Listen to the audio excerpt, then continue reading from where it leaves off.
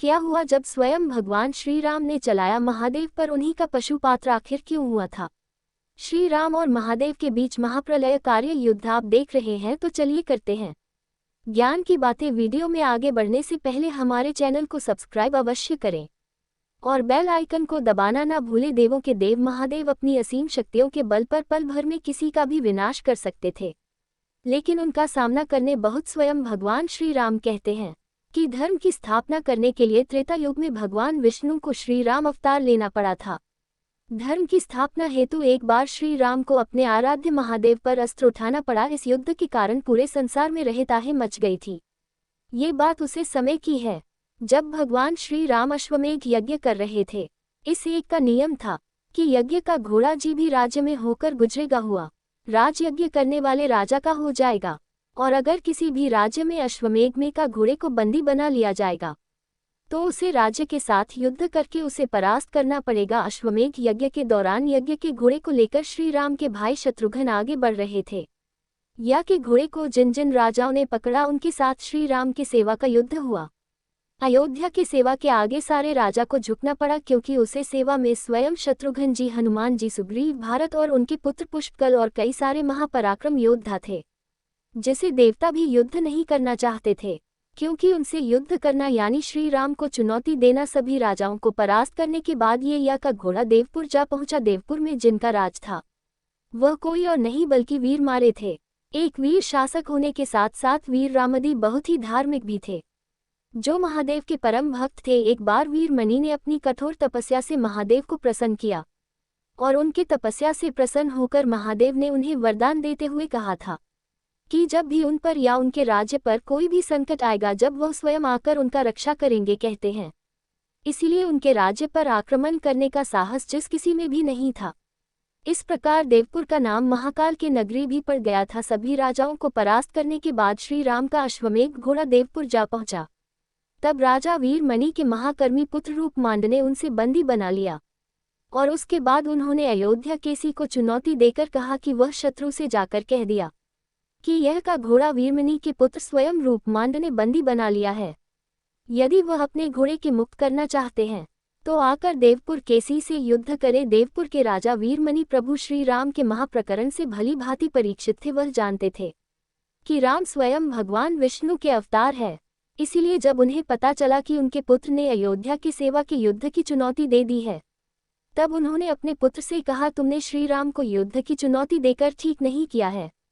अयोध्या में प्रभु श्री राम यानी भगवान विष्णु के अवतार है, उनसे युद्ध करना हमारे राज्य के लिए विनाशकारी सिद्ध हो सकता है, इसीलिए तुम उनसे युद्ध ना करो। ये सुनकर रूपांड ने कहा, पिताश्री, युद्ध की चुनौती देकर अगर अब हम युद्ध से पीछे हट जाएं तो हमें कल और राज्य का अपमान होगा। ये हमारे राज्य के स्वाभिमान का बात, क्षेत्रियों के लिए अपने सामान से बढ़कर कुछ और नहीं होता।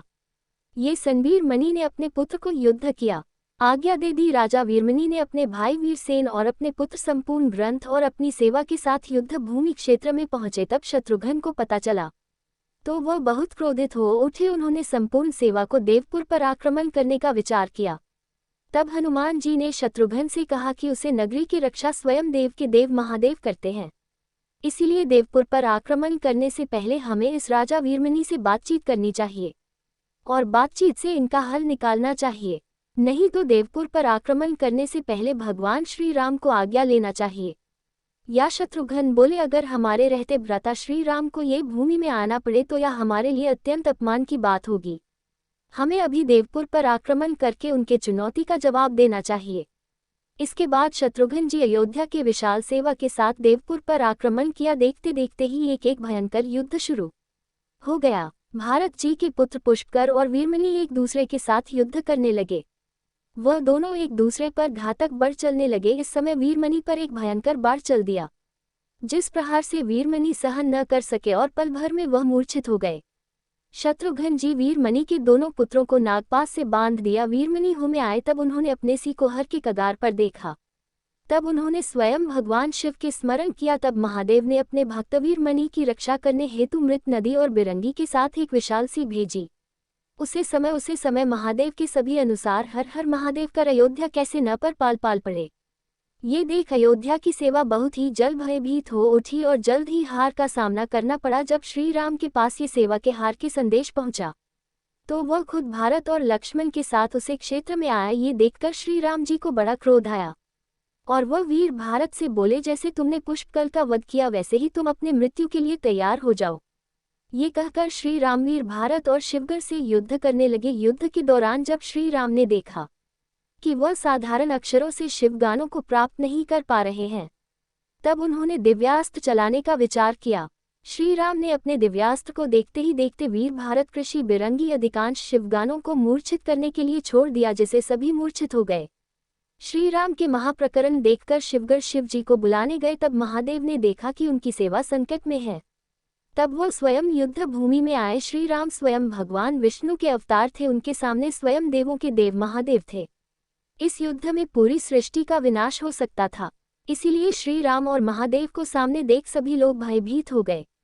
महादेव की दृष्टि पड़ते ही सभी सी मूर्छित हो गई। अपने आराध्या महादेव को यह क्षेत्र में देखकर श्री राम ने महादेव से कहा, महादेव आप ही के आशीर्वाद से रावण का वध कर पाया था।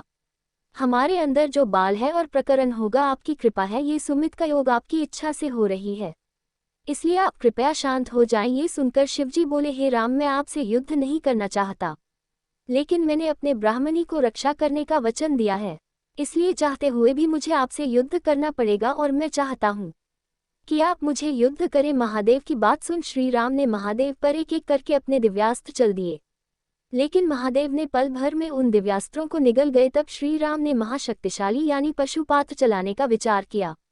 श्री राम ने महादेव से कहा, पर प्रभु अपने ही मुझे यह अस्त्र दिया था और अब यह अस्त्र आप ही पर प्रयोग कर रहा हूँ। श्री राम ने